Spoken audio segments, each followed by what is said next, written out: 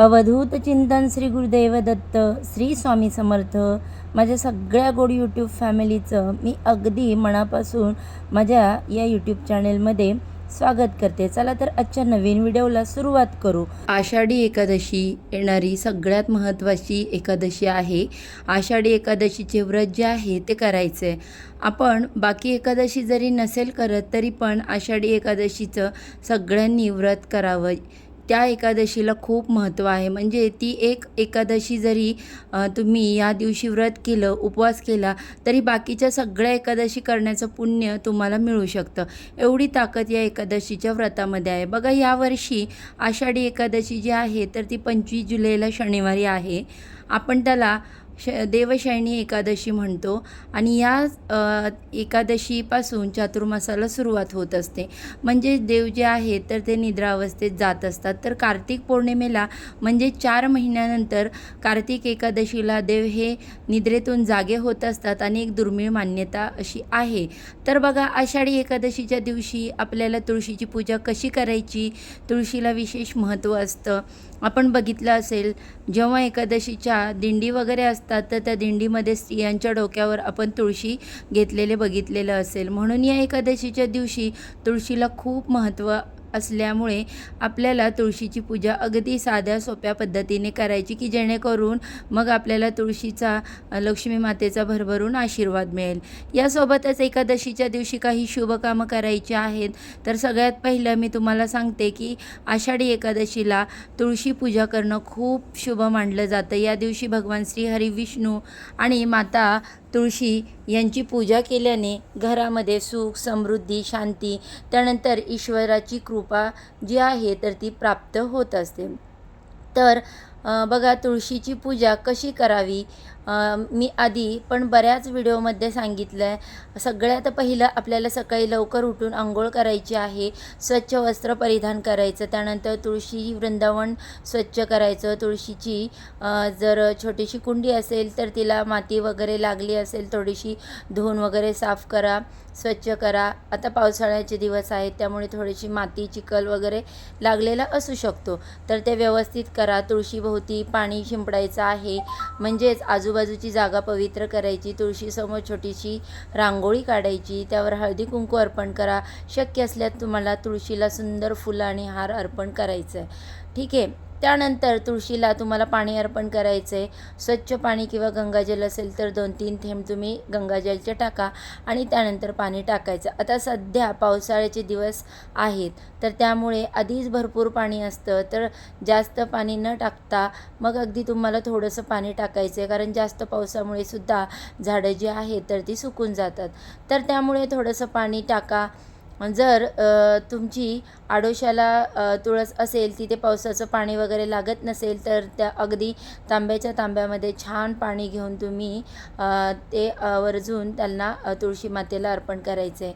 तुळशीला त्यानंतर हळदी कुंकू, अक्षदा, फुलं व्हायची, तुपाचा दिवा लावायचा, अगरबत्ती लावायची आणि काहीतरी गोडाधोडाचं नैवेद्य, म्हणजेच बघा, तुम्ही एखादं फळ दाखवू शकता, खीर साखर, खडी साखर, काही जे तुम्हाला शक्य असेल ते एक छोटंसं नैवेद्य जो आहे तो आपल्याला तुळशीला अर्पण करायचं आहे.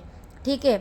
आणि नैवेद्यावर तुळशीचं पान ठेवणं शुभ मानलं जातं. पण या दिवशी बघा, ज्या दिवशी आषाढी एकादशी आहे त्या दिवशी आपल्याला तुळशीची पानं तोडायची नाहीत.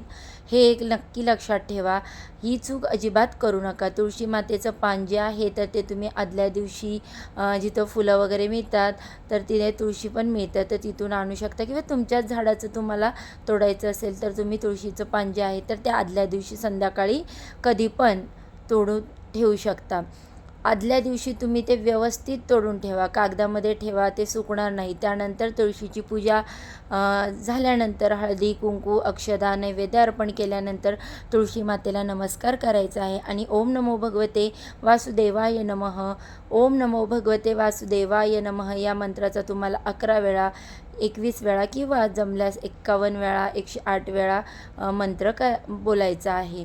किंवा मग ओम तुलसी नमः, ओम तुलसी नमः या मंत्राचा तुम्हाला जप करायचा आहे. आणि तुमचं तुळशी वृंदावन असेल तर त्याला तुम्हाला एक प्रदक्षिणा, 11 प्रदक्षिणा किंवा 21 प्रदक्षिणा घालायच्या. हा मंत्र जप करताना तुम्ही प्रदक्षिणा घातल्या तरीसुद्धा चालेल. अशा अगदी छान आणि सोप्या पद्धतीने आपल्याला तुळशीची पूजा करायची आहे. आषाढी एकादशीला तुळशीला खूप महत्त्व आहे. बघा, विठ्ठल रुक्मिणी त्यांच्या मूर्तीला सुद्धा आपण तुळशी अर्पण करत असतो. तर या दिवशी चुकूनसुद्धा तुळशीची पानं तोडू नका. आदल्या दिवशी तुम्ही तोडून ठेवा किंवा फुलं मिळतात तिथून तुम्ही विकत आणली तरी चालेल. पण बघा, आता या दिवशी काय करू नये हे तर मी तुम्हाला सांगितलं, की तुळशीची पानं सूर्यास्तानंतर तोडायची नाही किंवा एकादशीच्या दिवशी तुळशीची पानं तोडायची नाहीत. तुळशीची जवळ अस्वच्छता ठेवू नका. त्यानंतर तामसिक अन्न वगैरे खाऊन तुळशीला स्पर्श करू नका. एकादशी आहे या दिवशी आपल्याला असे पदार्थ खायचे नाही, काही नॉनव्हेज वगैरे. पण तुमच्या घरात पण काही इतर लोक असतील तर जे नाही मानत देवाला, नाही कळत त्यांना त्या गोष्टी, मग तुळशीला नॉनव्हेज वगैरे खाऊन कधीही स्पर्श करायचा नाही. या दिवशी तर आपल्याला हे नियम जे आहेत ते पाळायचेच आहेत. अशा सोप्या पद्धतीने जर तुम्ही आषाढी एकादशीच्या दिवशी तुळशीची पूजा केली तर श्री हरिविष्णू यांची कृपा आपल्याला प्राप्त होते. घरामध्ये सुख, समृद्धी, सकारात्मकता येते. त्यानंतर सगळं काही कळत नकळतपणे पाप झालेलं असेल तर त्याचा नाश होतो. आपली आध्यात्मिक उन्नती आहे ती होत असते. मनशांती मिळते, कुटुंबामध्ये सुख ना. तर अशा पद्धतीने आपल्याला सोप्या पद्धतीने तुळशीची पूजा करायची. ठीक आहे, काय करायचं तुळशीच्या बाबतीत, काय नाही, सगळी माहिती मी तुम्हाला दिली. आता आषाढी एकादशीच्या दिवशी काही शुभ कामांमुळे तुमच्या घरामध्ये ही झालीच पाहिजेत, की जेणेकरून या कामांमुळे घरामध्ये सकारात्मक वातावरण निर्माण होईल आणि मग आपल्या घरामध्ये दुःख, अडीअडचणी, संकट जी आहेत ती येणार नाही. या दिवशी आपल्याला श्री विठ्ठल यांची त्यानंतर विष्णूंची पूजा करायची. पूजा कशी करायची या दिवशी आषाढी एकादशीची संपूर्ण व्हिडिओ मी तुमच्यासाठी नक्कीच लवकर आणेल. त्यानंतर तुळशीची पूजा करायची. तुळशीची पूजा पण मी तुम्हाला सांगितले आहे. या दिवशी तुम्ही पाठ करा, हरिपाठ करा, श्री विष्णू सहस्त्रनाम वाचा, भगवद्गीतेचं वाचन करा. नाही जमलं तुम्हाला या गोष्टी लावून तर तुम्ही यूट्यूबला द्या आणि श्रवण केलं तरीसुद्धा चालेल. त्यानंतर दानधर्म करायचा आहे. गरजू व्यक्तींना अन्नदान, वस्त्रदान, तुमच्या क्षमतेनुसार तुम्ही आर्थिक मदतसुद्धा करू शकता.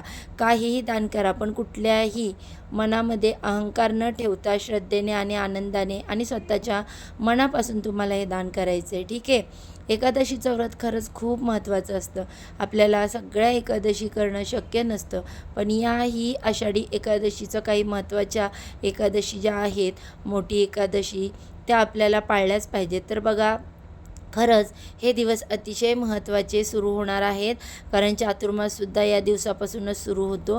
म्हणून आपल्याला सुख पाहिजे असेल, आपल्या आयुष्यामध्ये दुःख नको असेल, घरामध्ये सुख शांती टिकून राहायची असेल तर तुम्हाला या गोष्टीचं पालन करायचं आहे.